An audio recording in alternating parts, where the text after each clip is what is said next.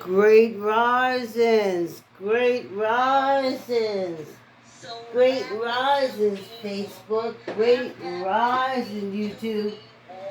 Get your mat, get your chair, get your weights.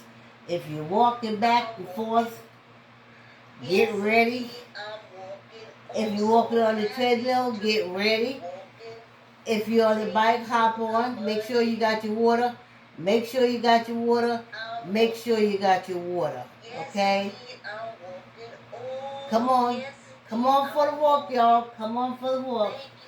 Oh, we're a little early, but I gotta tell you. Puppy drama, child. Puppy drama.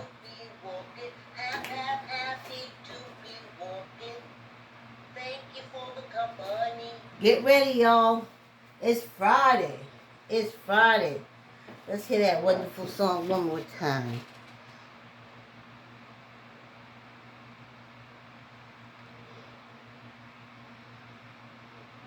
You know how people have a clicker and you click it and the music comes on.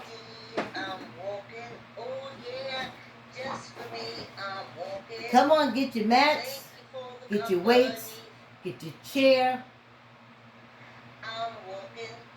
get you ready to walk wall to wall, get your water, hop on your bike, get on your treadmill,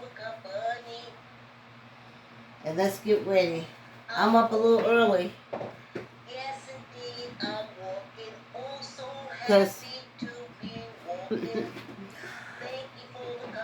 Because puppy dramas. Yep, the puppy was up. 1:30. Yes. But, you know, the old folks, when my daughter was small, they said, so happy to be walking, happy to be walking. Thank you for the company.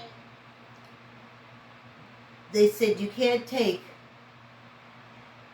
a baby out the crib and put it back in. Once it's out, it always wants to be out. So the puppy has been, and you know, we've been dog sitting. So, and they're two older dogs, they know how to act. She's a little puppy. But she has been watching their freedoms for over a year now. And she wants some freedoms too. So it was a good thing last night my daughter was here.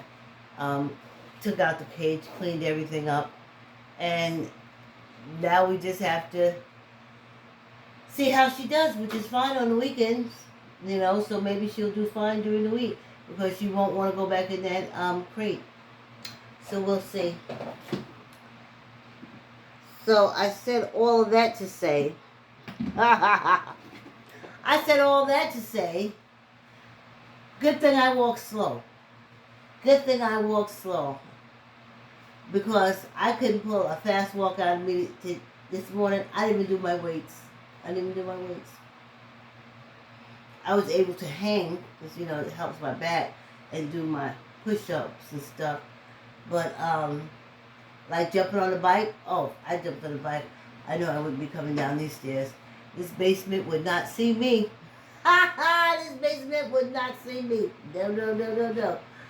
But y'all get ready now. Y'all get ready so we can take this walk. Oh, they watch me look at the time over my glasses. Well, I'm old. All right, let's start it up. Let's get going. Whew.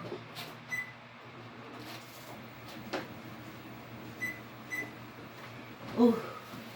Yeah, the fan is perfect. Great rising. Great rising, Canada. Great rising, Diane, Joe, Mary. Everybody. I'm running on little no sleep. So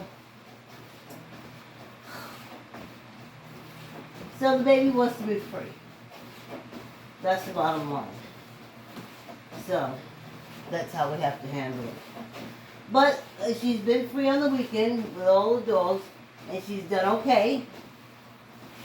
But then when my daughter goes to work on Sunday, we put her back in the crate.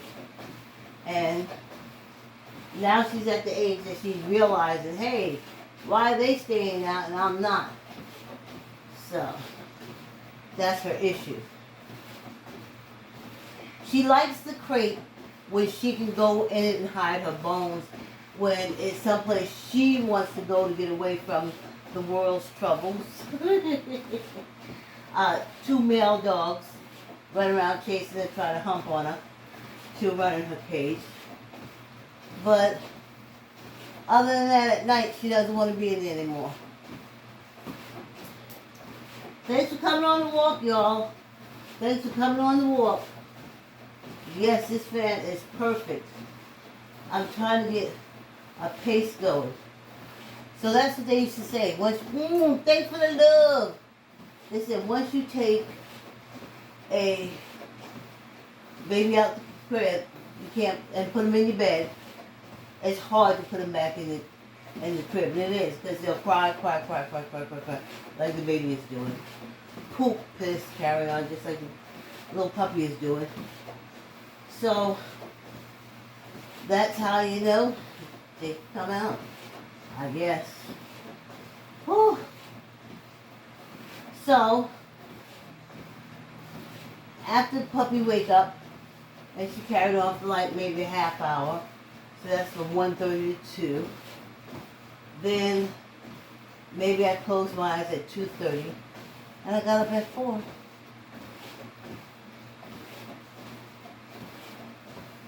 And I got up at 4 because if I didn't get up at 4, it was a wrap. So it's like, just go to your go with your schedule, go with your flow, make your protein shake, have your egg white,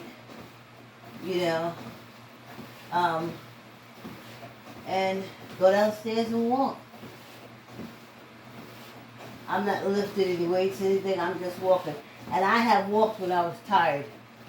Please, I worked on a job where I almost had to walk 1.5 miles every day to and from the train station.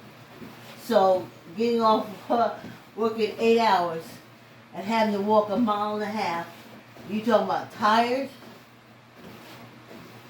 And I was able to do it, and I walked further than this half-hour walk I'm doing now, and probably at a little faster pace, but not too fast because you don't want to tire yourself out.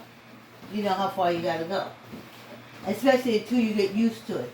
Now, once you get used to it, and you get off, end of the day, you pull out your sneakers, you put on your socks, you pull out your sneakers, and you get in that pace, and that's when your speed picks up. But initially, when you first started, you think you would never get to that train station. Them blocks seem longer, and you, hey, great rides, and thanks for walking with us. And you walk along a highway.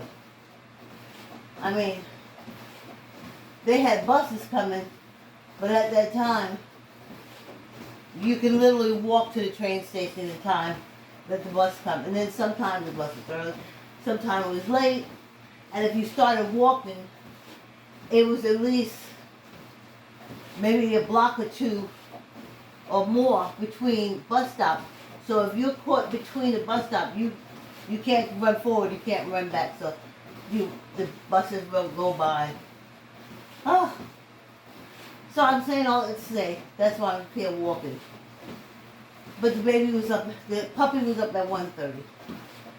So we'll take care of that puppy. Oh, thanks for the love. So we'll take care of that puppy issue. 5 minutes already. That's why I kept telling myself, get up, go do the walk. It's a quick walk. It is half hour, the fastest half hour I have in the whole day is walking. And if you walk with me, the fastest half hour of your day would be this walking, or the exercising part.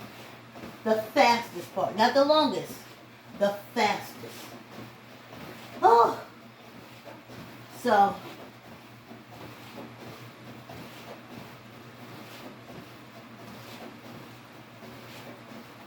ooh, this water is good.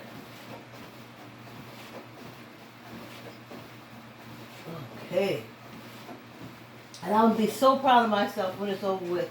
I know I am. And we'll see. I'll see you on Sunday because I have to make up the day. I have to make up Wednesday. I don't know. It's something in the exercise world that you got to make up. If you go into the gym and you miss a day, you make it up. You just do. It's always been like that. If you're taking classes and you miss a class, you always try to take the makeup class. And this, in gym, I know you do it like in college and stuff like that, but in the gym you do it. So, that's our Sunday. It's our makeup class.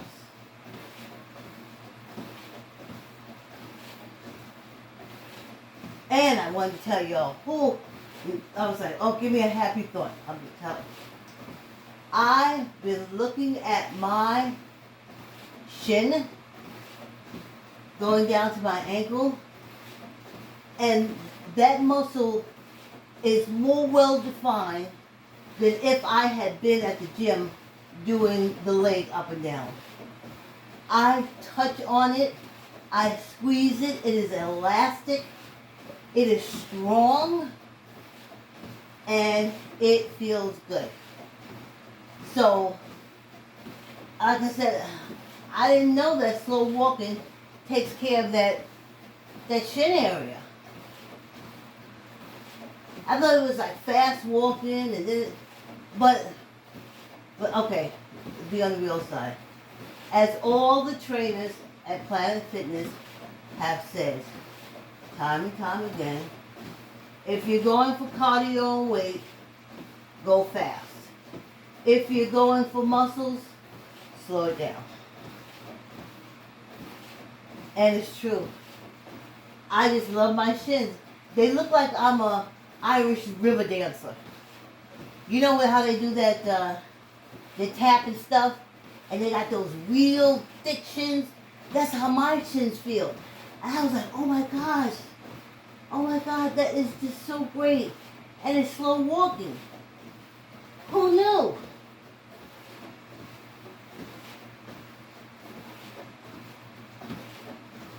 Little shins, even my little ankles a little thicker. Not water thing thicker.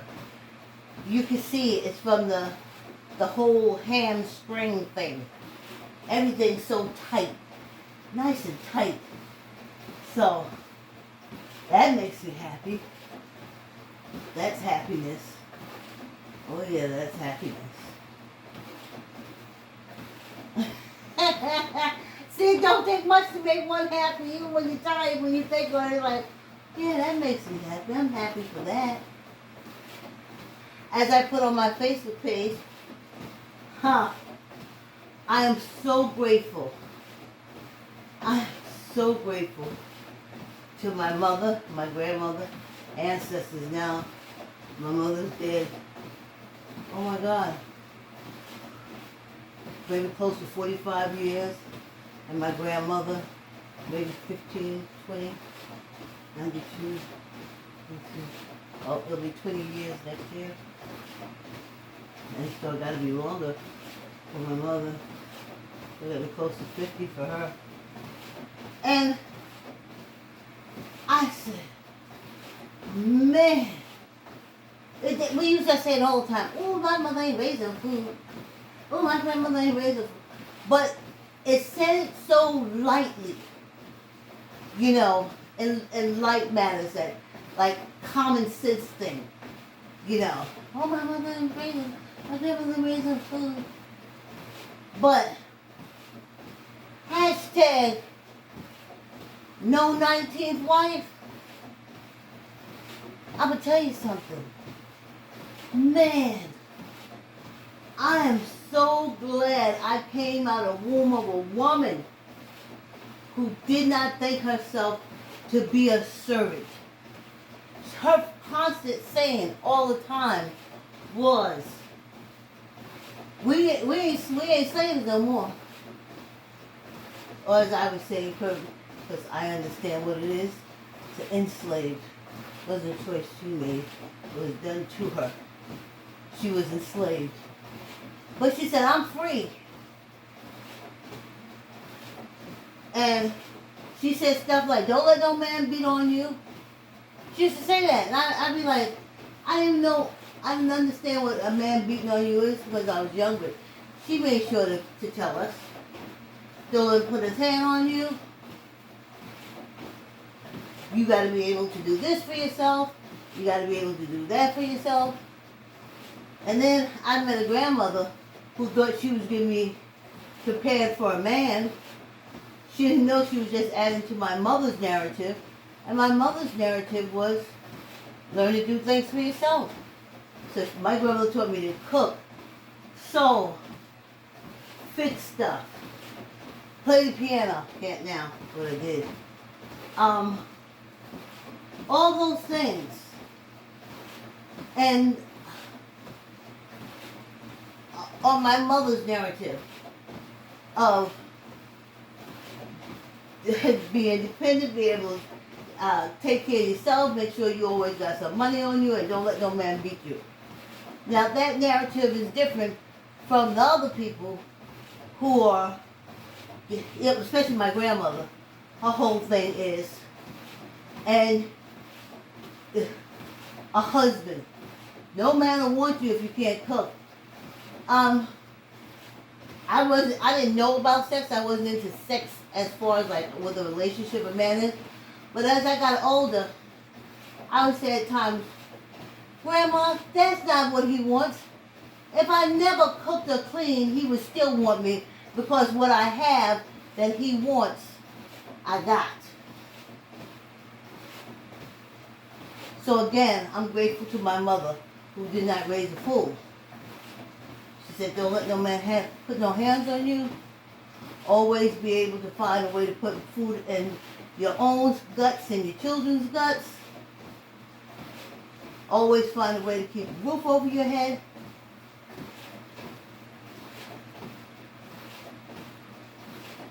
And that's what I did. And together they'd be very proud. They did not raise a fool. They raised a human being. How to survive in this world. Not to be oppressed in this world. And so, I can understand my grandmother because she was born 5 minutes after Emancipation Proclamation. Well, 1905, but still. So I understand her coming out of enslavement and all these men around, back in them days, the white man could just see you walking down the road, rape you, jump back in the car and go about his business, and there was no problem. Whole family in the car. It was no big deal. So, we wasn't born that way. The white lady sitting in the car watching her husband rape the black girl was born to stand by her husband no matter what he does. We wasn't raised that way. I know I wasn't. Wasn't raised that way. He jumped out the car to rape somebody. He on his own, and if I get to a police, his ass going to jail. I'm not going to stand there and support you. What the hell? So, it came to me this morning. Some said, you need to take that saying, your mama or grandmother ain't raised no fool to that level. Hashtag no 19th wife. Hey y'all, it's been a minute. But this walk has been brought to you by I like to say yes. Keep the word yes in your child's vocabulary by reading I like to say yes to your child. Yes, yes, yes. I like to say yes. You get I like to say yes from Barnes & Noble, Amazon, Archway where it's published. Let me read my folks. Hey YouTube, please subscribe and hit the like button. Hey Facebook, hey Joni. Oh Diane, thank you.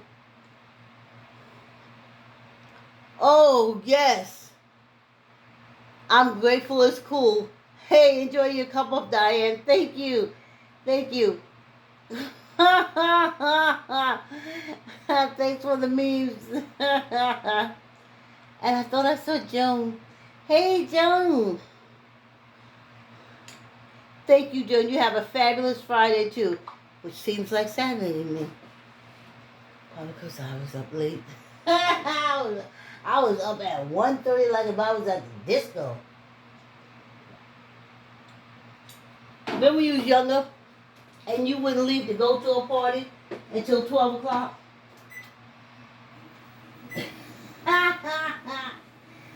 Wouldn't leave to go to the party until 12 o'clock, y'all. Ain't that something?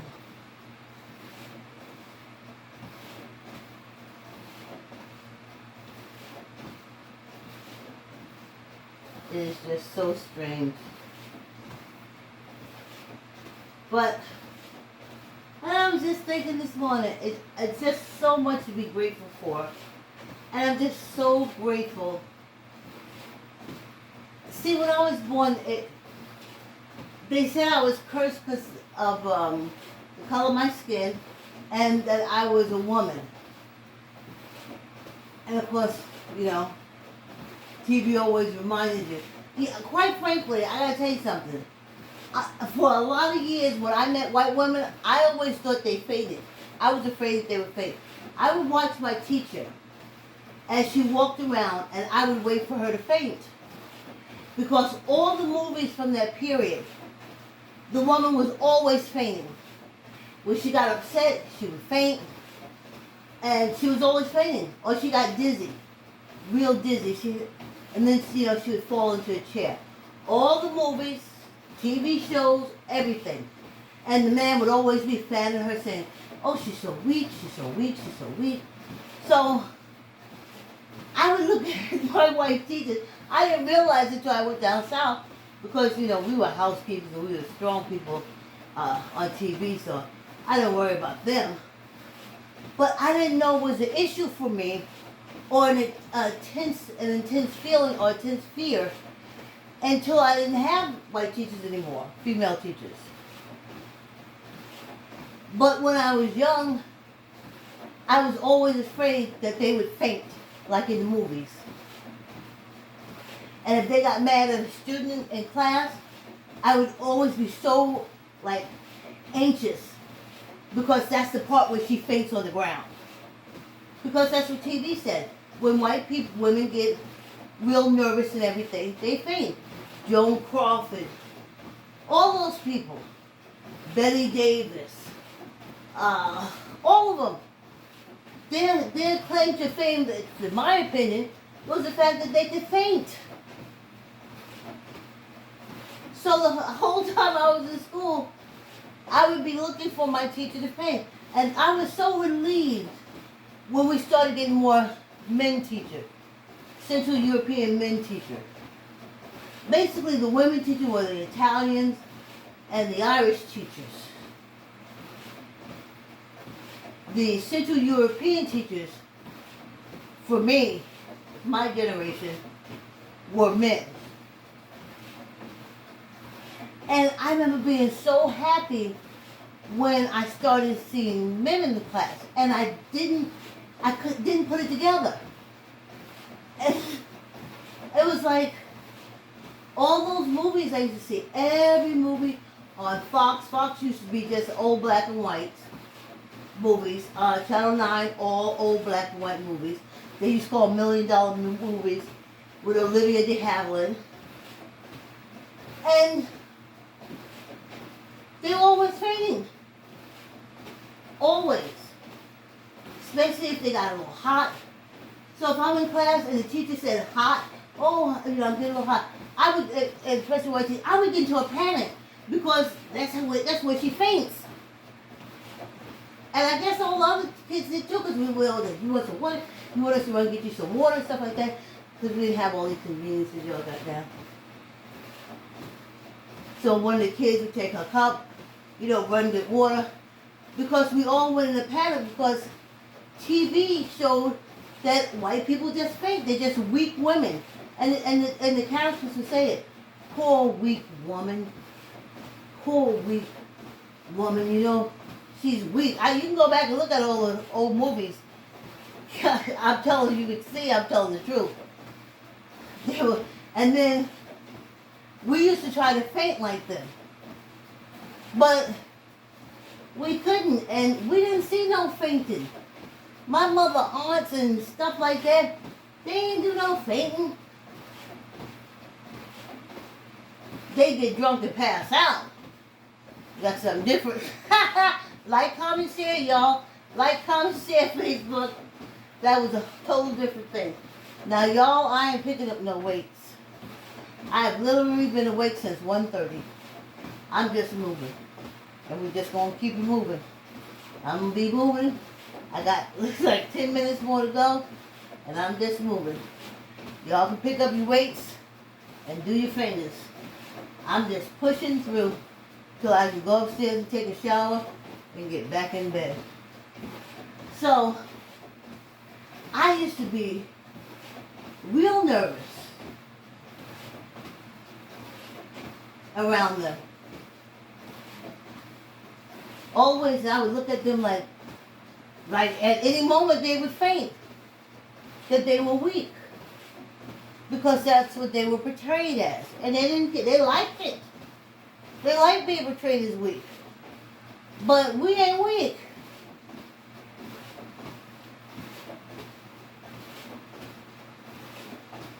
Ain't weak.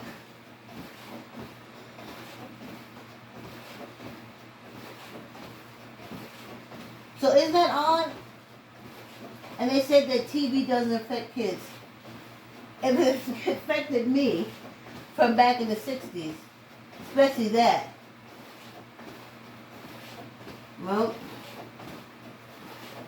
I didn't like drama movies. If they would put us in, if I saw us in the beginning, I didn't like it. I would get anxiety because I know we would be the first to be shot, but I didn't know where we would be shot or where we would be killed. So even as happy as you are to see an African American in a movie, you know that he's only there to get shot. So your anxiety comes in when you're saying, well, when is he going to get shot? And like clockwork, he was the first one to get shot. Always. Always. So as much as I wanted to see African Americans in dramas, and especially like private detective shows, as much as I loved to see them in there, it was an anxiety inside me because I know when the shooting started, they would be the first ones to go. Yep. I know when the shooting started, they would be the first ones to go. And they usually were. So, they said TV don't affect? Yes, it does. Yes, it does. So, it's just like a game show. And they used to put that one black couple or one black person in. They would be the first to go. So I stopped looking at that. As happy as I was to see them there, I also know they would be the first to lose. They would be the first to get shot. Thank goodness. They didn't put black women on TV fainting and stuff like that. No, no, no, no, no. There is a saving grace there. We wasn't fainting all over the TV. I seen some of that nouveau black movies with them light skins running around there fainting and stuff like that, but that's them. I've never seen the another side. But isn't that strange about my teachers?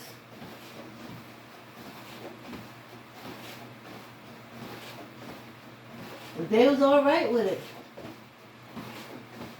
Because they were differently. They're raised. Doesn't matter what a man does, you support him. Doesn't matter what they make you look like, you support him. That's what hit me too. I said to myself, women are raised to take care of babies. No, first you're raised to take care of a man,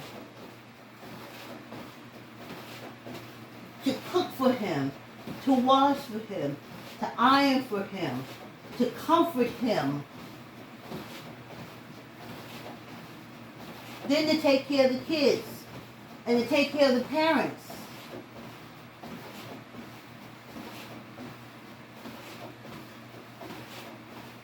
And no matter if he doesn't do anything, no matter if he brings nothing to the table, no matter if he does anything, he's a man. And if he wants you, like I said, when we was dating, we had to have a note. My boyfriend Thomas had to write a note to my grandmother asking to date me and taking responsibility for me. Now I looked at Clarence.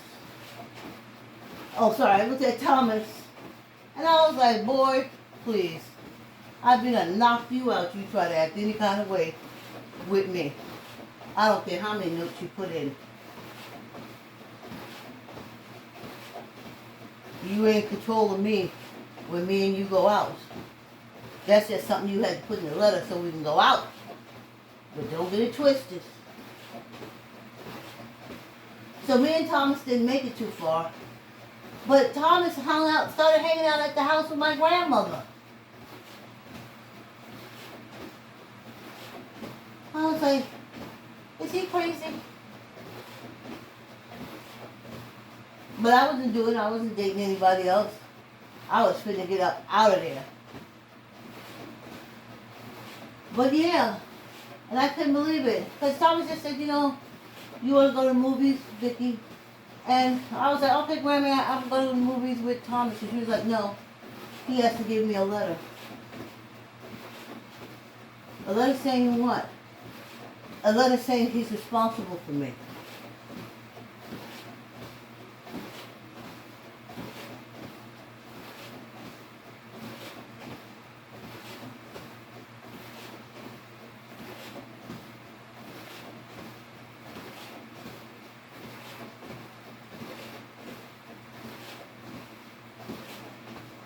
And the way it goes is when me and Thomas broke up, he was supposed to come and ask my grandmother for the letter back so he can destroy it. But Thomas started hanging out at the house when I said it was over. And my grandmother was like, well, he got a letter. And I was like, can you take that letter and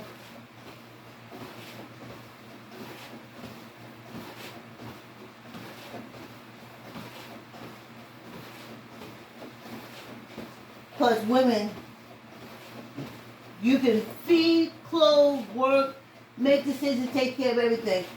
But you need a man over you for what? See, that's where I was raised. Now the other way, you need a man because you have to have one. If he beats you, beats the kids,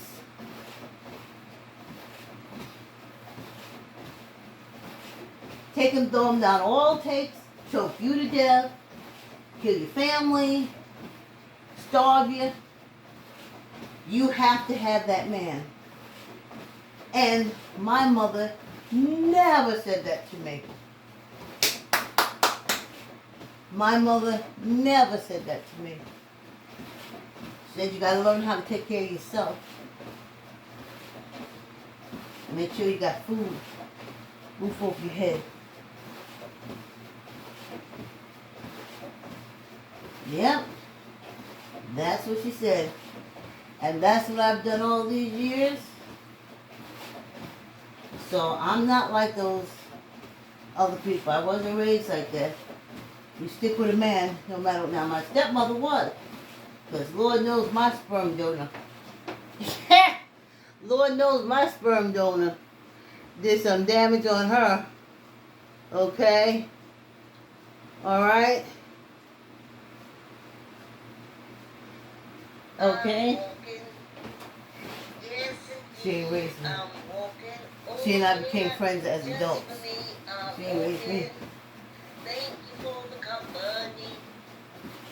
Yes. See, I knew it. I said, come on down here. Just walk straight through. Don't do the weights. Do your quick break.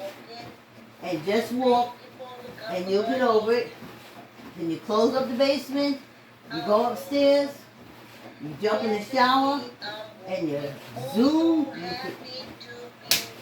stretch out. Thank you. Whew. All it takes is putting one foot in front of the other, like anything. Thank you. Yeah. Whew. So happy to be walking. Happy to be walking. Thank you for the company.